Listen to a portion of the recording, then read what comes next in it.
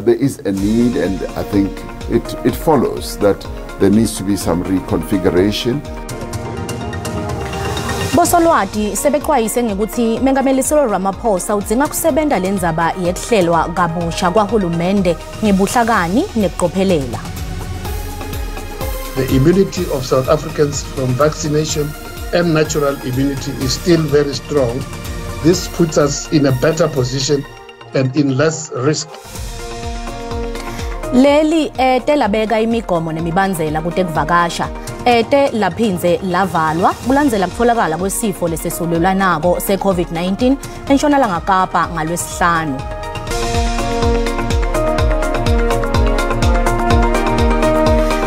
Nishonile mbukeli asikuvusele tindzabeni telulwimi lesiSwati la ku SABC 1 siphindze sivusele nembukeli lowathamele tona tindzaba telulwimi lesiSwati ku DTT. Kanti-ke khumbula ukuthi letindzaba tetfolakala ku YouTube ngekuthi SABC Tindzaba. I-SABC News iyokwethulela i-channel entsha yendaba zamalimi wesintu ngo-2023. African News Channel ka DTT itakweshela mahungu hi ririmi ra wena. Ngakho-ke zithole ngesiZulu, ngeSixhosa, limi la Setswana, Afrikaans, Xitsonga, kaSepedi, kaSesotho, ngaTshivenda, ngeSiswati, ngeSindebele. Rilevana ka SABC shimaka mutingati uyitela ukwadisela mafungo kalwambo ra damuni. amahora angamashumi 24 nsuku zonke. Khumbula futhi ngolimi lwakho.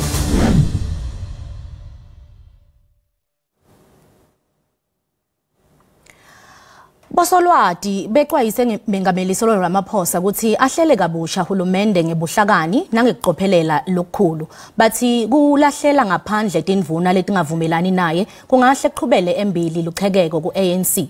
Kulinzeleke ukuthi Mengameli ahlele kabusha hulumende wakhe ngemva kwekuphothulwa kwenkomfa yekukhetsa buholi be-ANC. Kule nkomfa kukhethwe lusha ukuthi lube yingcenye yesigungu lesisetulu salenhlangano. There is a need, and I think it follows that there needs to be some reconfiguration. We have to replace this minister and that minister. So let's wait for that. And I said, watch this space. Nanobe Mengameli angasuye umuntu ovame kushintsha icabinet yakhe njengomengameli aphambilini, kepha-ke magala kwangathafuna Mengameli ayihlele kabusha icabinet yakhe. Kufakwa kwabantu abasha esigungwini lesetulu kuvelonke kule nhlangano kunetha lithemba lokuthi tawubonakala nguquka kwakhiwa nekuvuselela kabusha kwaleli qembu. This revival, this rebuilding process of the ANC is now firmly underway. Kucoka kwafikile mbalula nje amabhanejele ngofa leqembu sekuvula isikhala itiwe lekuthutha. Lokho kunetha Mengameli ithuba lokuthi ahlele kabusha icabinet yakhe. Mbalula ukholela ukuthi icabinet itawuba nabantu abatawukhona kwenda umsebenzi ngendlela. Cabinet ministers must be busy. And my job as the SG is to tell the president, lo kulele lo.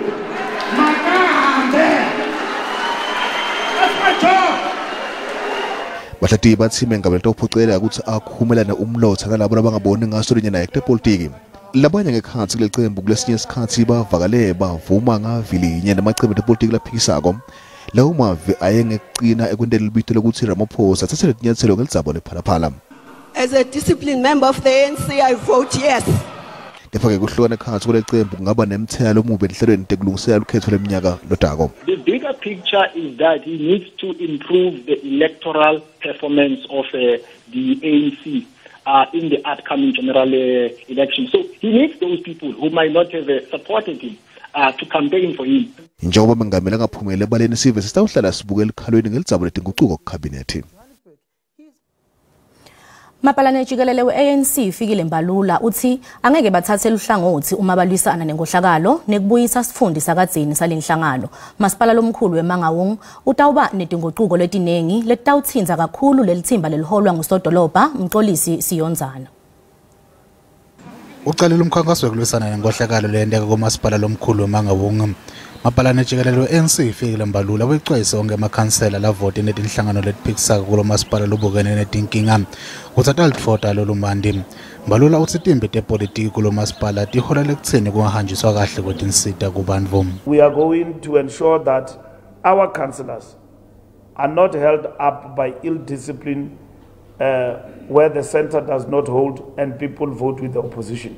Those who do that and continue to do that beyond this, we are going to take harsh actions.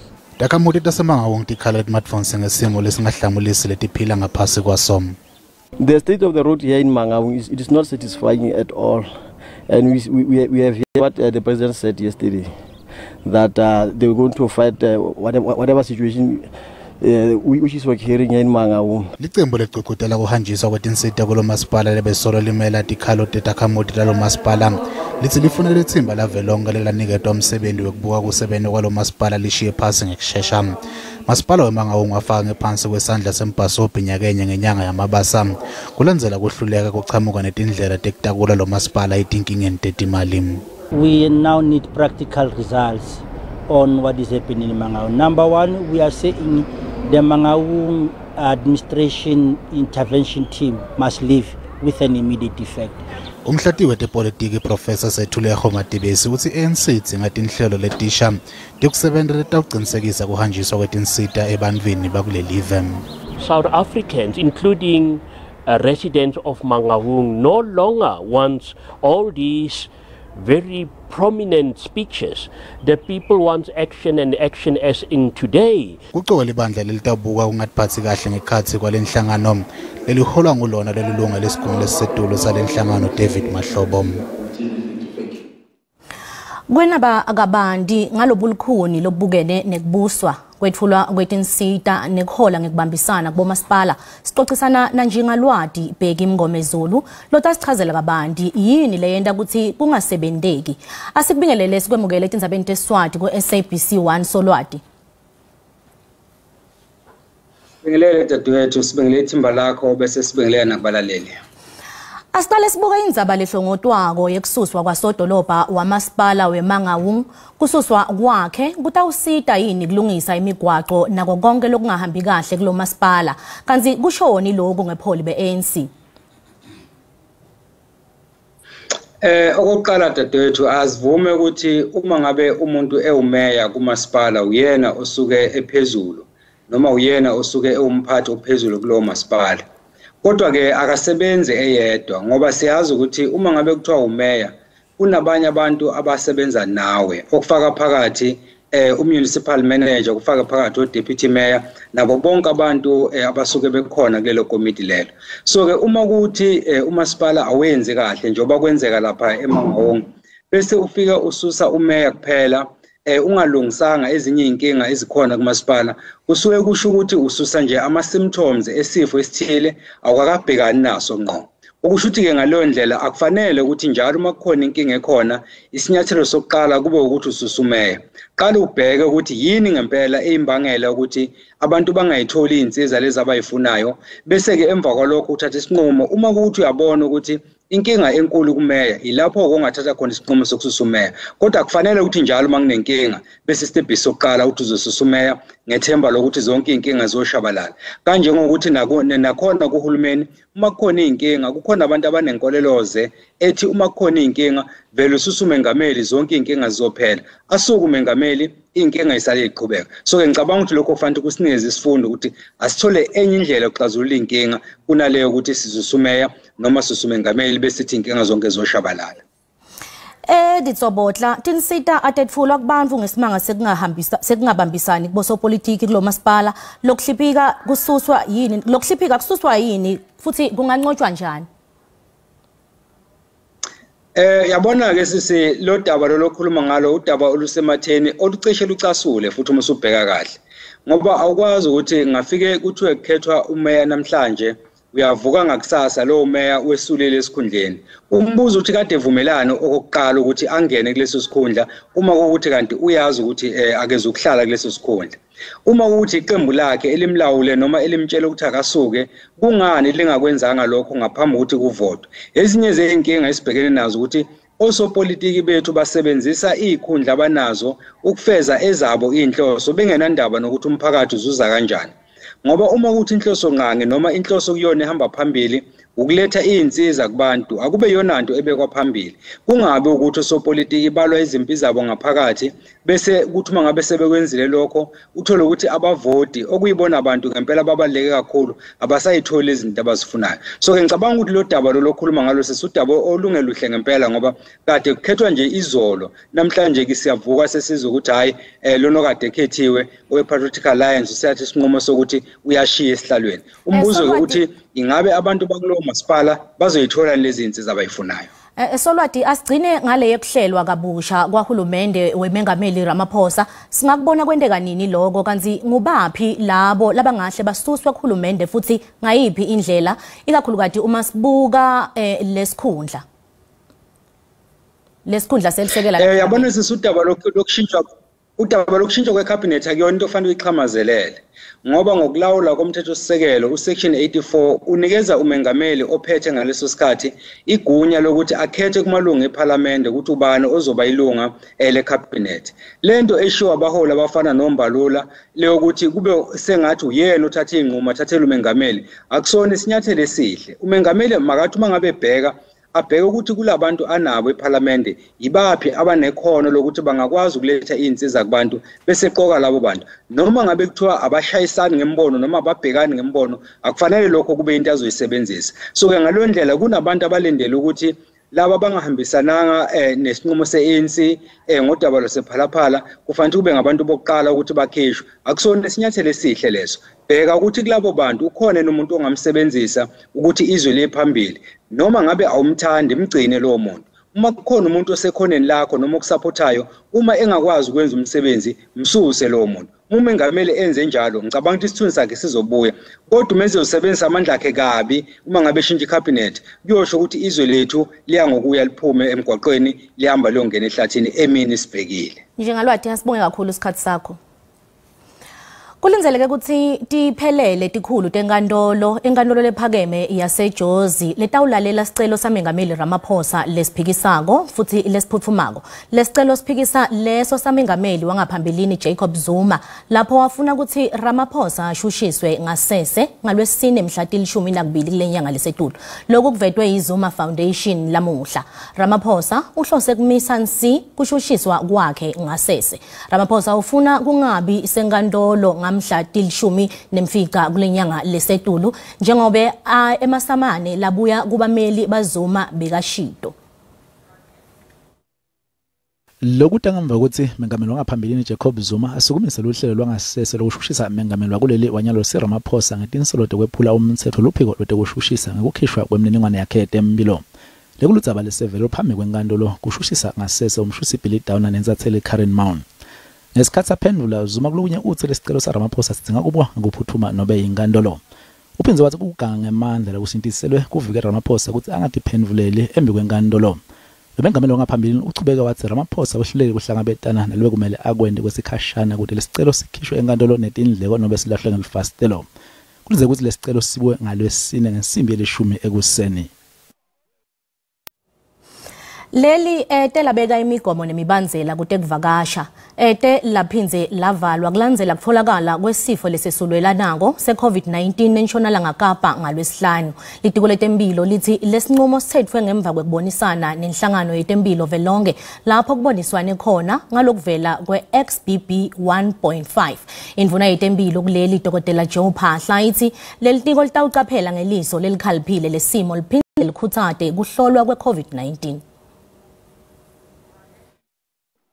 Takamuntu tingatikhetela kungacuki tifonyo uma tifuna lokutfolakala kwalolu hlobo lolubhebhetheleka ngekusheshsha kuta ngalesikhathi leShayina linebantu labaphathwa ngilesifo ngebunyenti kusengakatiwa ukuthi lunemandla langanani lohlobo lwe-XBB 1.5 lwe-COVID-19 The immunity of South Africans from vaccination and natural immunity is still very strong. This puts us in a better position and in less risk.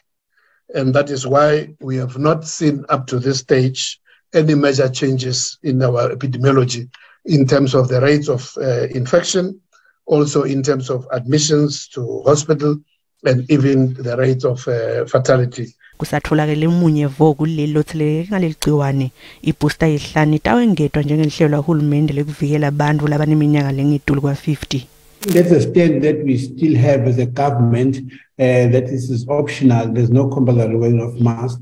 But what actually has come up from Dr. Branford now actually does indicate that we are calling on South Africans to maybe 50 years and above to get another additional booster, the 18 to 45, another additional booster. But for the 12 to 17 years, no booster needed as yet. Ngekusho kwalelitiko i-Omicron ihambe embili emhlabeni wonke jikelele kufaka ekhathi leShayina. Kungabi isesimeni lesikahle kwetakhiwe temagumbi ekufundza kanye nelinani lelecile lebafunzi nguletinye tetindvo Batali labakhala ngato eMpumalanga. Batali bathi litiko letemfundvo eMpumalanga alibeki embili inkinga yetinsita letidzingeka etikolweni talesifundza. Lelitiko lisolwe ngekwehluleka kwakha kabusha tikolwa letindzala kanye nekulungisa leto letacekelwa phansi siphepho. Batali bakhathatekile ngesimo setakhiwo ncandi setikole njengoba titawuvulwa ngema-awala ambalwa. Esikolweni semathamo eNkomazi Batali batilungisela lesikolo ngemali yabo. Umtimba lo wengamele lesikolo usola litiko letemfundvo lesifundza ngekungabeki kuphepha kwabafundzi embili. You've got more than 1,000 learners in 19 classes. So which means in one class you've got about 50 to 60 kids. And with the weather conditions, it's too hot in Nkomazi. You'll understand how badly the situation is in class when teaching and learning has to take place. Ganzi ke iMakoko Primary School esemngceleni weKruger National Park yaphephukela luphahla ngesikhathi kunemvula nenemandla. Batali bathi litiko letemfundvo lesifundza alibasiti. The school was damaged in 2019 and we have the school is too old. We want the department to build new schools, new infrastructure, even all the classes have got leakage. We want the department to build proper classes, not that temporary classes that we have provided. Litiko letemfundvo eMpumalanga ligcizelela ukuthi tinhlelo tekuthi kube nemagumbi ekufundza tiyachubeka. Are addressing issues of infrastructure in line with the norms and standards, but in the two schools that you're referring to, they are already in our plans. Makoko, we have already provided the mobile classrooms, but they are not the only ones. So all the schools where we're having challenges of shortage of space, or maybe the condition is not suitable, we are providing mobile classrooms. Lelitiko liphindze lavuma ke ukuthi lesifundza sibukene nenkinga lenkulu yetakhiwo ncandi. Ganzi kubekwa imali lelinganiselwa kusigidzi sinye semarandi sekulungisa tikolwa.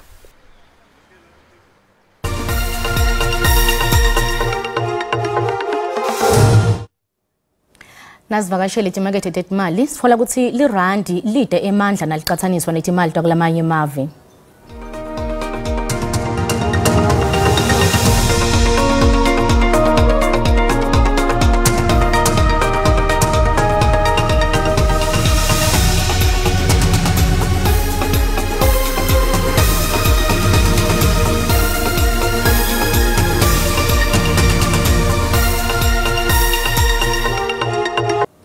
Nati longatlinzela kulethambe embili Tindzabeni kuligwalagwala FM.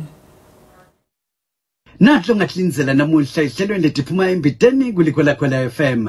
Litiko letempilo litsi asikho sidingo sekutfuka kakhulu kulandzela kuphetfuka kwesihlava lesisha seligciwanekele liphuma ku-Omicron. Yini lebanga i-Post Bank ihlangabetane netinkinga kufanele ibhadale labo labahola sondlo sahulumende. Tikucala phata lomuhla asiphenze futhi sihlangane ngalokutawo kungakhohlwa kusasa abakhona abalingani bethu belilwimi lesindebele ngesikhathi lesifanayo.